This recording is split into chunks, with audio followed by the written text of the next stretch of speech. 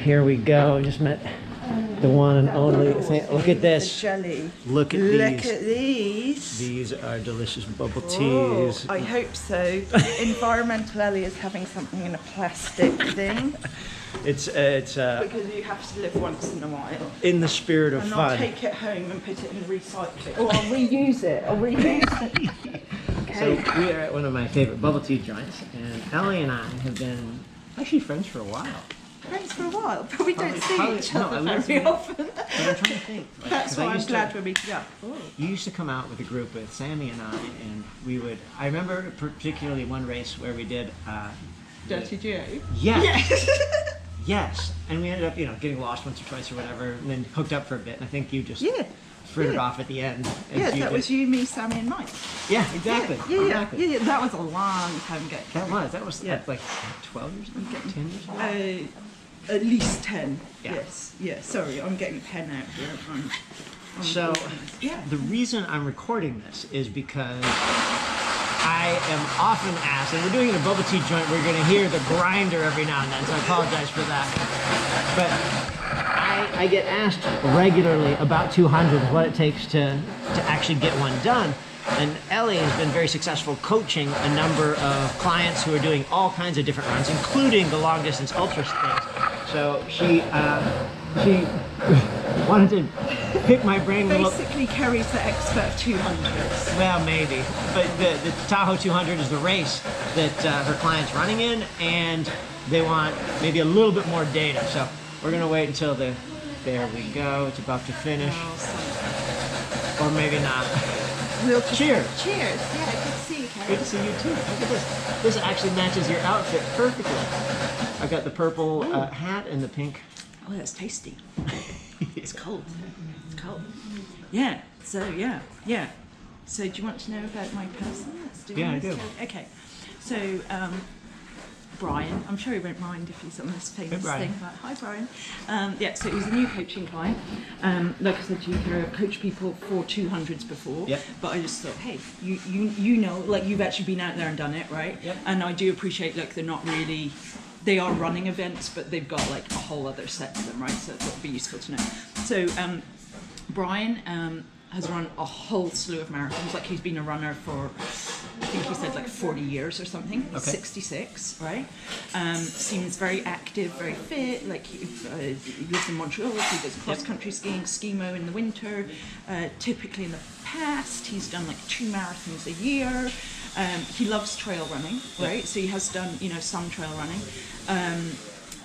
But, and maybe the slight but is, I think he's done 150 miler, and for sure he's only done 100 miler, which was Vermont. So much more like a runnable course. Like that's got about 9,000 feet. What kind of, does he give you a time for that one? He did 29 hours 30. Okay. Yeah. I haven't got into, I only spoke to him for the first time this morning, like, okay, did his preparation go well? Were there things that went wrong? These kind of things? Or was it like, wow, that was me nailing it, and that's the time I got, right? But he's right now, like, round about 4-ish, a little bit over, maybe 4-ish hour marathoner. Okay. And he has got his eyes open of what he's signed up for, as much as you can when you've not done something like this, right?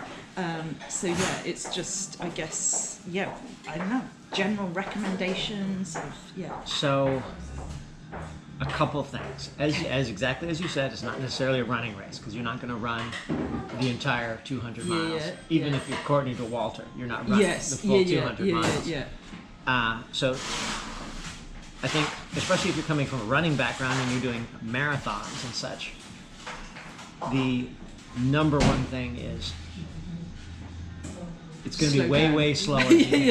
Go to the gate slow, and then just back it off from there. Make it even slower. So I think hours on feet is the primary training component. Okay, so for me, when I'm going into a 200, if I have how many have you done that? 4. Okay. Yeah. I've done Bigfoot, Tahoe. Well, Tahoe the first time, Bigfoot the first time, Moab the first time, and Delirious 200 the first time. So I've done the first iteration of all the races. Cool. the training that I like is I'm out for many hours, which means somewhere between 10 and 24 hours on one day. Okay. And then I go out the next day again for a similar amount of time. Okay. I can have a rest. So I did, for example, the Wonderland Trail with Wing. Yeah. It's a 92-mile, a lot of up and down in Washington. The Wonderland Trail goes around Mount Rainier. And the first day was, I think, 42 or 43 miles. The next day was similar. And in between, we went to a motel. We had a bit of a sleep. Sure. We got a meal. Okay. We listened to Wing do karaoke, which was pretty spectacular. That's resting up. Yeah, and then, but what that does, that gives you, in my opinion, Times on feet. Yes, and also gives you the confidence to, when you are out there and you've been out there for, let's say you're just out for 6 hours and you're thinking, God, I'm tired already. You're kind of in trouble.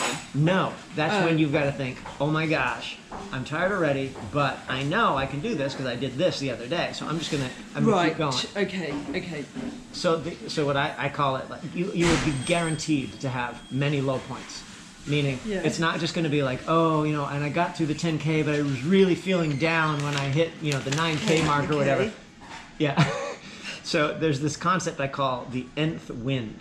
And where n equals the number of second, third, fourth, fifth, sixth wins you have to do to get through it, because you're going to reach a point where you're out of calories and you've got nothing, or nothing actually goes down, or you're throwing up, or you're dehydrated, or you're really tired, or you get lost, or the mountain you're going up is difficult, or your knee starts to hurt, or your ankle is twisted, or there's a million things that can happen, right? Yeah, of course. And or it's 9 degrees out and you're, or that would be, I guess, negative 9 degrees centigrade, and your camelback is frozen.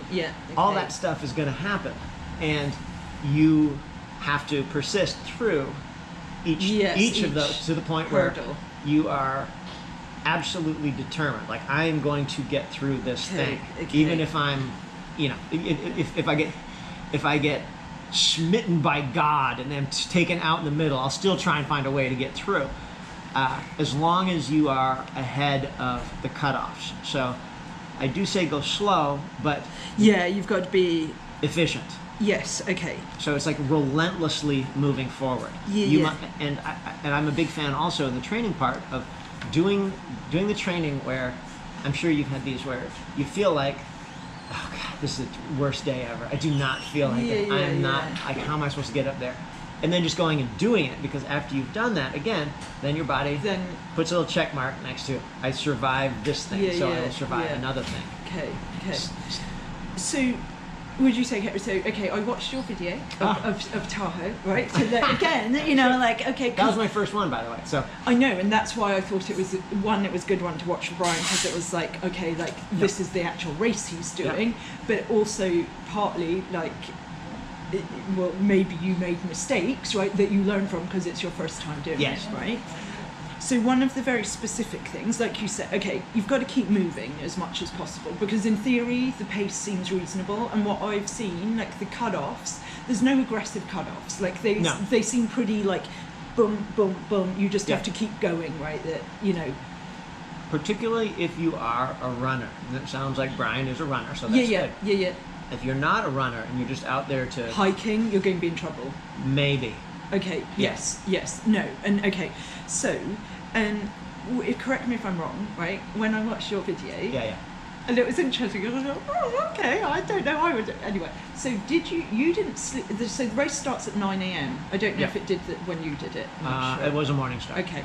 So I think your plan, if I watched it properly, was you weren't going to sleep at all on the first night.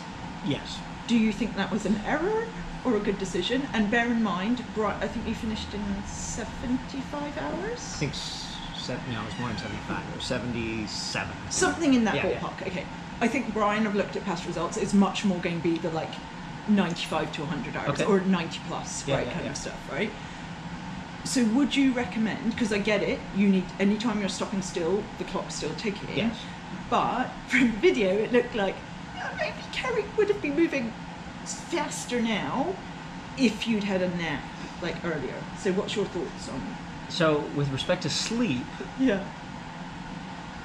I think you can get by on much less than you think you need. Yeah. My tactical error in Tahoe was, I think I budgeted 12 hours for sleep or something like that over the 70. and subsequent races, I knocked that down to, I think, 8, 6, 4, 2. So I was like, the last Delirious race, it was a longer race actually, because of the heat. It took me 80 plus hours, but I slept less than 3 hours, and I think maybe even less than 2 hours. So definitely have sleep, but when you do, make it short. Don't have a long sleep. Have a sleep that's fairly brief and controlled. And the other thing that works, like, do you mean like 20 minutes, Kerry? If it's a sleep station, meaning I can actually lay down and get comfortable. Or you might have an SUV that he can Yes, sleep in. or if you have an SUV, I would, 20 minutes is a little light. I think there's this magic spot at about 40 minutes. So somewhere between 30 minutes and an hour will give you a hard reset. Yeah. If you are on the trail and dying, or in a place where the sleep is not ideal, you can have like the micro nap, which is like 5-10 minutes. Yes, if that. Just like close your eyes briefly, and the moment your eyes open, you're like, okay, this isn't working, I'm leaving, I'm going. Yeah. And that, you know, I've slept in the dirt in a number of places, and it's helped a lot. So, I mean, again, obviously, like I said, like, okay, even compared to your last one, where you said, like, it was longer because of the heat, right? So you're out there for longer. I mean, that seems like 2 hours of sleep seems like nothing, Kerry, right? It's not much. Oh, and that was over the entire event?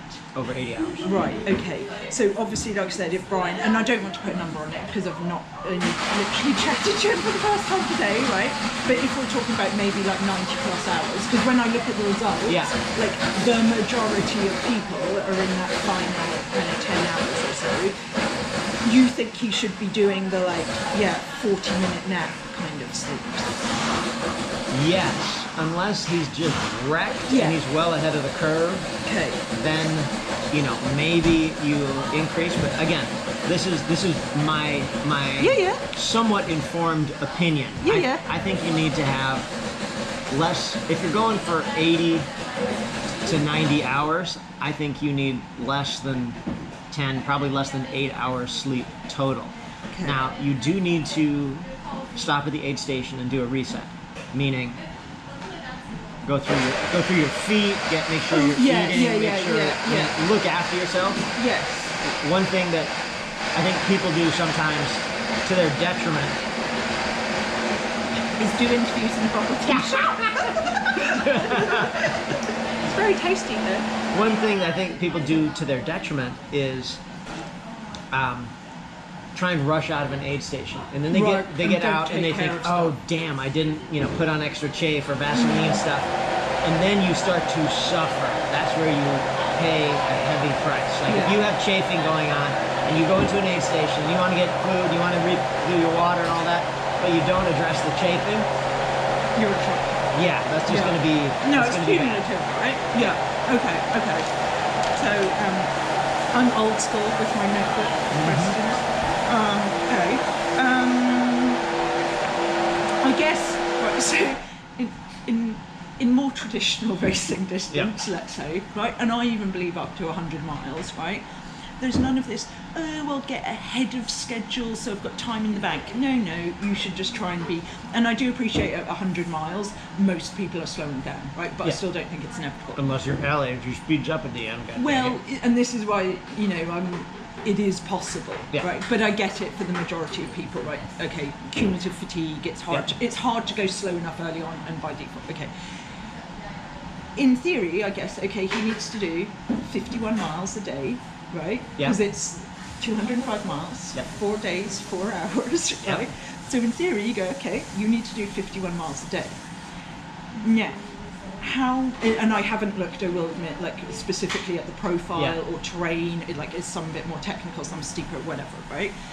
Assuming it was even, would you try and again, we don't want him crawling in 99 hours and 59 minutes, but how much would you anticipate for slowing down later on? If I recall my timing right, and it's a little bit of a guess, I know the first day I'm probably close to 70 miles.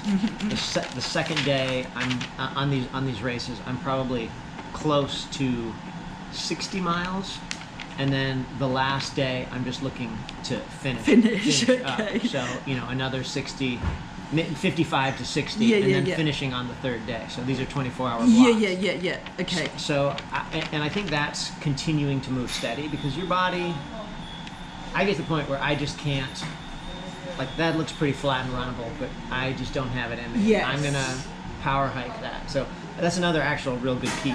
If you can power hike hills, meaning go up the hills at a decent pace, even if it's just a very mild hill, go up that at a decent pace, it makes a big difference. So like power hiking training, going up hills that are relentless, because at Tahoe you can have a few legit climbs. Some of them are quite steep, and some of them, you know, go up for a ways, and you're at a little bit of altitude. So the power hiking is massively helpful if you're good at that. Yeah. Okay. Also poles are. Have you ever used a race for poles? Have you done poles yourself? Yes, I've done poles. Yeah, which races do you? Death race. Oh yeah, death race. And then maybe not many. I don't think. Yeah, but no. I mean, I think it's something like this. It's a no-brainer that you have poles. Yeah, and I think the collapsible sort of carry. Yeah, of course. Okay. Yeah. Of course. But I think the poles, and you have to practice them But so you he's a feel. skier. Oh, perfect. That is so helpful. Yeah, no, it is. If he's a cross-country skier, he's going to want shorter poles than he does for cross-country. Yeah, and you wanna like, I like an adjustable pole, because when I go uphill, I need them a little shorter. When I go downhill, it changes it. Right. Okay. Yeah. Good point. Okay. So, again, if it was somebody like you, Kerry, right? So you're power hiking up a lot of the hills. Yeah. Is your kind of strategy? I'll power hike the hills, and I shouldn't say this, but anyway, right? I'll jog the downhills, right? And the flats, I jog, I walk, I jog, I walk. Is that, like, do you think that's a pretty accurate summary of my strategy. Right. Okay. No, but again, it seems sensible. I tell you, even when you get to the end, like I remember I did, I finished Moab twice, because I did the last 100K-ish with a couple people last year. Wes and Hovica, who finished in second place, but tied second place. And I did Moab previously with my buddy Todd, who is extremely experienced. He's done the Pacific Coast Trail, the Continental Divide Trail, and the ACA. He's done them all. And he showed up, and we ended up hooking up for a while. But it got to the point where flat, runnable, the last couple miles, road, like kind of into the camp area, and it was just a question of, okay, we probably should run this, but we're not going to run it. We're going to walk until we get to that, and then we're going to do 100 seconds of running, or we're going to run to the next one. Tree or the next whatever, right? And if you can hook up with someone, and often that's kind of nice, if you have a pacer who can push you a little bit, or you've got somebody who's running with you who you can help, sort of a push me, pull you fashion, that helps. So the on and off running, at the beginning it's super easy. I remember, in fact, in Tahoe, the first time we did it, there was a little crew, and we were running after the climb. Yeah, no, it looked like it, right? Yeah. And someone said something to the effect of, well, we're all going at Killian pace here. We're like 9-minute miles or 10. No. And like, we're going way too fast, but it felt fine. It felt so good early in the race. Then later in the race, there's no way. Yeah.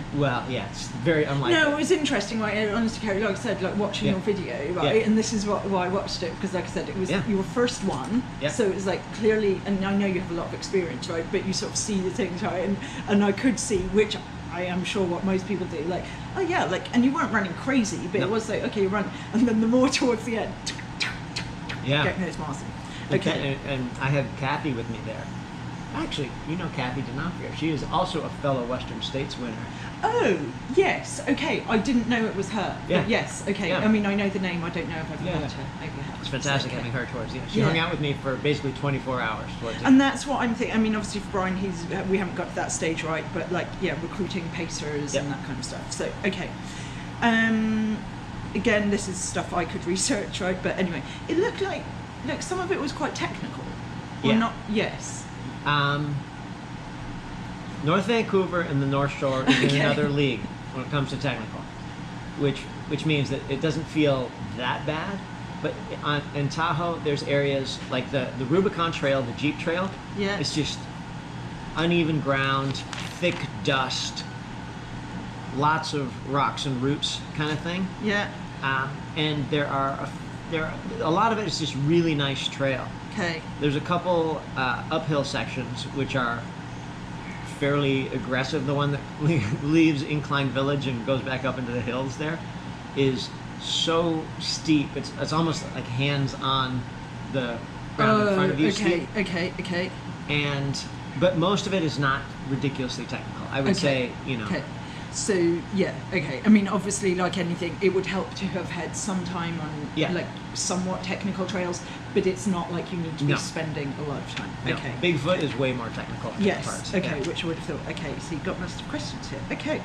By the way, it's great to have the question because I want. This is like I say. This is good because I never get to do this. Like BBC Newsreader. It's got the accent. Okay. Fueling. Okay. Maybe you should have bubble tea. Okay. Again, I'll put it out there, like what I would think is a good idea, right? And then you can go, no, that's wrong. Okay. So, I personally think maybe you want like a background of, although you went off the guru, I remember that bit in the video where you're like, I do not want this. Yeah. Okay. Yeah. So, generally, I would assume some background of sports products, like, a tailwind or whatever it might be, some gels, some bars, some chews, whatever. Clearly, you're not going to eat that for 4 days non-stop, but have that and then be bringing in more substantial, savoury meal. Yes. Okay. So I think everybody's very different. So you have to do what you can tolerate. Yeah. There are certain foods that I consider to be magic foods, which I will take on and be able to stomach more or less at any point on an ultra. The secret ingredient that I often have in between aid stations is Boost or Ensure. It's a nutritional supplement drink. You can get the Boost Plus that has about 380 calories in a thing this big. It's like chocolate milk, and it's full nutritional everything. Okay. Ensure has the same type of thing. So you can't count necessarily in aid stations having these, but if you have drop bags, you can put them in. Yes. So I will try and have one between aid stations because I know then I'll have a few hundred calories of proper nutrition, carbohydrates, protein, that sort of thing. Yeah. Hydration, depending on how hydrated you are. I don't go nuts trying to drink everything all the time, but I've always got enough water to be able to chase stuff down. And I also have a flask on my vest which has basically Tailwind or some kind of electrolyte, Noon or something. So I have an electrolyte supplement, so I don't need as many salt pills and things like that. Yes. I will take some salt pills, especially if I really start to sweat.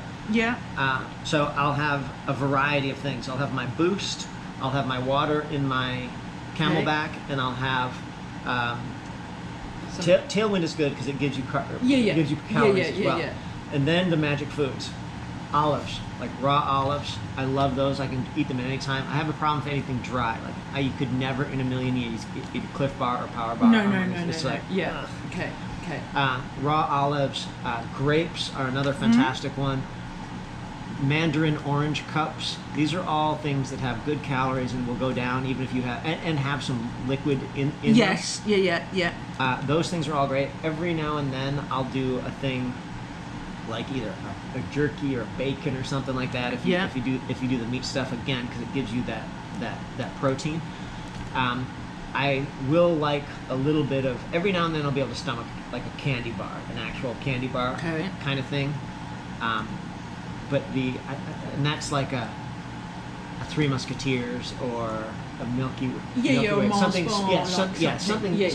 And I will sometimes do nuts as well because I like nuts.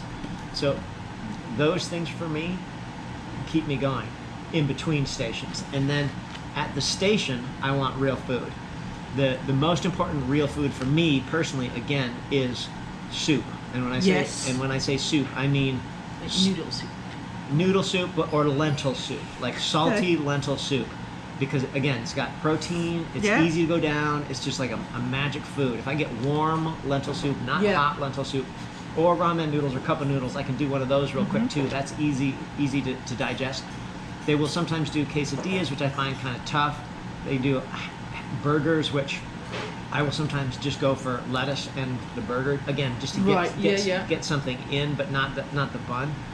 I don't do sandwiches. I don't do gummy bears. But lots of people would. Yes, exactly. So this is personal. I'm telling you what works for me. I haven't had very many instances where I'm just done because of lack of calories. Even though you're always in caloric deficit, I usually can take something in. Okay. I can keep going. So, and this is like, the stations are like, you know, I think it's a slight decline until you hit the station, then you go up, and then it's a slight decline until you hit the station, then it's Right. up. Okay. So you just want to stay ahead of the And hunger okay, like, do you find, like, okay, you've done 4 of them, 5 of them, maybe, Yeah. right? Okay. Have you found, like, okay, towards the start of the race you prefer one thing, and towards the end you're going more for another, or again, like, I know Tahoe doesn't seem like extreme weather, but Well, I mean, last year they had a bunch of snow. Well, true. Yeah. Okay, yeah. Hopefully not this year. Yeah. Like, my thought would be like, hey, maybe more at night time where it's a little cooler, you can do more solid foods, or not really. Doesn't really make a difference. It's hard to say because Yeah. it's like whatever you can stomach whenever you can. Yeah. Fantastic. Okay. Every now and then, I've had races where you have to do the intestinal reset, just vomit, and be like, okay, that sucks. I lost my calories and some of my hydration, but now I But can now reset. I feel much better. Yeah, but for these races, like in the delirious one I just did, I told you I was training here in the snow, Okay. and I go to Australia. I'm thinking it's going to be centigrade somewhere between 24 or 27 degrees, and it was like 35 Whoa. degrees and humid. And I knew I was going to get in trouble because I could feel like wanting to come up. Yeah. Like, I do not want to do this right now, and so I just backed off to, you know, just maintain, and I was able to keep things down. Yeah. Okay. Now it sounds like you've got, like you said, quite a pattern. These are things that I eat between the stations. Yeah. This is what I do in the station. Are you ever really actually looking at like a calorie count per hour? Which No. no. Although I did do a talk on this. Okay. I did a talk at Burning Man about fueling for a 200-mile race, or what it takes. And the way I calculated it is you can absorb a certain number of calories Yeah. per hour. And if you're small or big, it makes maybe somewhere between 100 and 250 calories an hour. That's what you can absorb. Yeah. Okay. So in a given day, when you do this, you could probably take in, I don't think you can absorb that every single hour on the hour unless you're some kind of just absolute machine. Yeah. But in a given day, let's say you can take in, let's call it for me, 4,000 calories. Yeah. So I do this for 3 days. You're going to be in caloric deficit. And it's going to take, including the up and down in the mountains, it's going to take somewhere between 30 and 40,000 calories for me to get through the race, and I'm only going to take in 12. About half that. Yeah, less than that. So yeah. you're going to be in deficit. Your body's going to, but you're Yeah. going to be feeding it as you go. Right. Okay. Yeah. No, this is all. Yeah. Brilliant. Okay. All right. And then again, might as well ask, but like it's only. Yeah. No, this is all. Okay. So. And this is all for the race, but like you said, I think the training I've actually got like a reasonable handle on. Right? I think you have a better handle than me.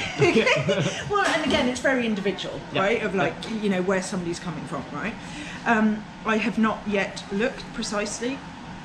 I mean, there is some mandatory gear, right? Yeah. But I don't think it's excessive.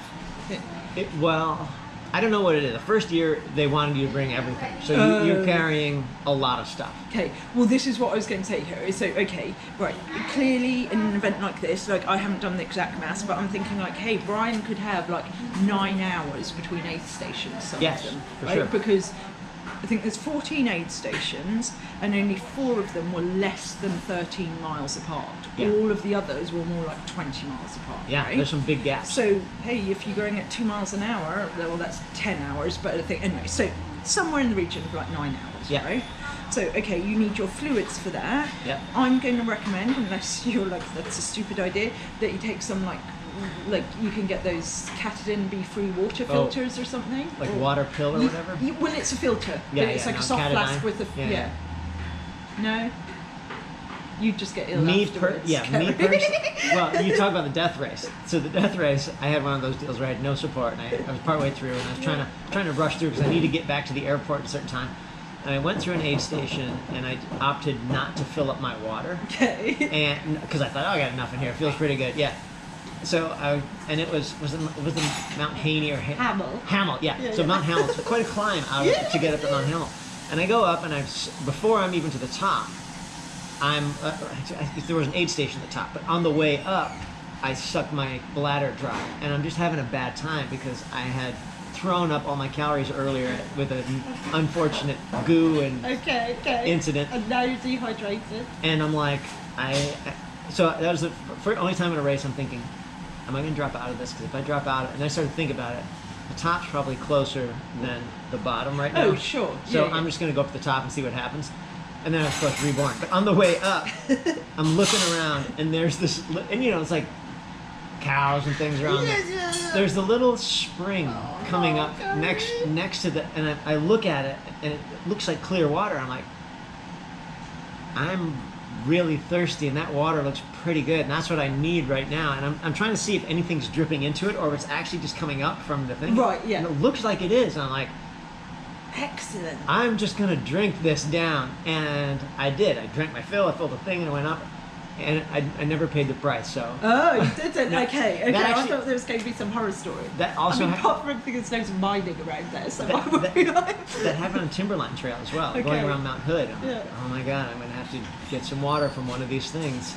And I did, glacial water. So my person, I'm a coach, Brian's paying me for this. Know. I'm going to recommend, and it does seem sensible, to take water purification tablets or one of these like water filters. Water filter is too bulky in my opinion. Right. But a pill or two, yes. Yeah. You can bring that. Okay. I don't think he'll need it, but it depends on how much carrying capacity he's got. Well, and this is where I'm kind of getting to, right? Of like, okay, you want to carry enough, but you don't want to start like you see these people at these races with like the kitchen sink with them, and you're like, you're actually slowing yourself down, right?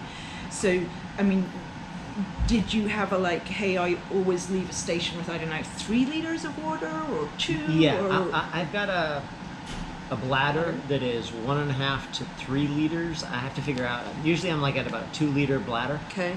But I find I very rarely suck the bladder dry, so I'm starting to play with that a little bit. I think when I did Tahoe it was probably a 3 liter. And I had 2 bottles. Yeah. One of which was, so that's another liter perhaps. Yeah. So right now, if I was in a race and there was a 10-hour gap, I would want probably 3 liters, yeah, 2-ish of water, and then or 1.5 of water, and then maybe 2 750 or a boost and a 750 milliliter of true. If he's also of tailwind, okay, and I think you'd be fine with that, because the truth is too, if you run out, you'll find somebody somewhere. If you you're not literally like off in the wilderness kind of thing, right? So cool, okay. So like, because after 2 days and 3 days, if you have a pack change too, that's helpful. Good point. Yeah, actually, I mean, I probably would have thought of that, but okay, because that's what I was kind of getting to carry. So okay, like he might carry maybe like about 3-ish liters of liquids. Yes. Right. Then you have like for a long distance one, and if it's warm at night, you don't need as much or whatever. Trying to avoid then carrying. Obviously, we'll look at the mandatory gear list if there's jackets or bivy bag or whatever it is. I'm sure he has to take that. And then, food that maybe needs to last 9 hours. So what kind of size of pack would you generally be using? I've been using the Solomon 12 liter, like the Solomon Skin, the 12. And I used Ultimate Direction, a pretty good one. With the packages that have, the packs that's got the... sort of expand. Yeah, they're that you can tie a bit of stuff to. Sometimes if you're required to have a jacket, or you have a jacket you can't fit in your pack, put it in your waist. Yeah, tie it around your waist. I've run with people who've got a freaking jacket around their waist for 150 miles. They never take it off. I'm like, Jesus, man, it won't fit in my pack. Then why don't you just leave it? Well, if you really aren't wearing it and you don't need to have it for mandatory gear, right? So okay, all right. This is all awesome stuff.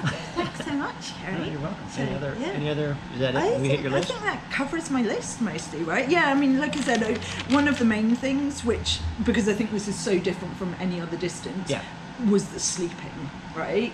Because in 100 miles, like, to me, I'm like, no, you should not be sleeping, right? Like, I don't care if it's hard rock and it takes you 48 hours, maybe you have a small nap, but you're probably not sleeping, right? Whereas once you get into this, it's like, and again, maybe you're a little different, like, you're a little more, like, competitive, right? And I'm not saying Brian isn't competitive, but he's newer at this kind of stuff, right?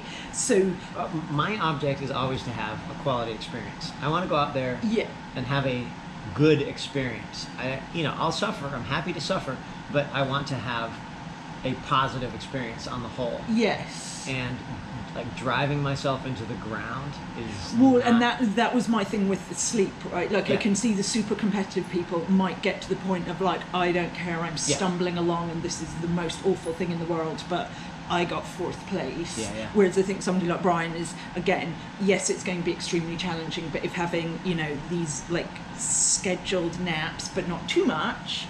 whether you finish like top 3 or last 3, it's almost irrelevant. Oh, yeah. As long as you finish the thing. Yeah. Because that's like the nobody says, oh, you're 200 miles. Oh yeah, what place did you come in? Nobody says that. Nobody. It's like, oh my God, 200. All you get around. You're crazy. Yeah, no, that's probably. Well, yeah, You're yeah, one of the few people that you can talk to who. who I would say you're crazy, but yeah. So cool. Well, this is a funny story as well, because we were at Moab, and it was Todd. Was it Todd?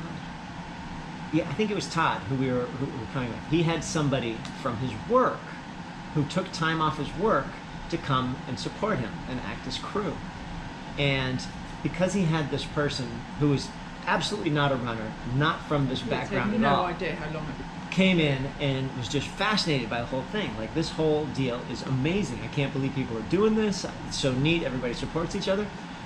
And when we finished the Moab 240, which at that point was the longest run I'd ever done, we were talking about someone who was doing the Triple Crown, which is the 3 200s in 3 months. And Todd and I were kind of saying, oh, that's ridiculous, man. Would you want to do another one of these in a couple weeks? And I'm like, oh, no, that's crazy. And the guy who came from work was like, you guys are a bunch of idiots. I can't believe this. You just ran 240 miles and you're going, oh, yeah, I wouldn't do that again. Well, I think you guys are crazy. And it works like this. 10K people think, scale, a marathon? That's ridiculous. 50 miler? Insane. 100 miler? No way. 200 miler? That's just crazy talk. And then, you know, and then there's always the next level, Yeah. right? No, and I don't like it, I will admit, when people go like, well, that's just crazy, right? But, you know, once you get to this kind of stuff, I don't want to say it's crazy, but it starts getting to, it's the extreme end of things, right? It is. So, okay, the last thing I'll say.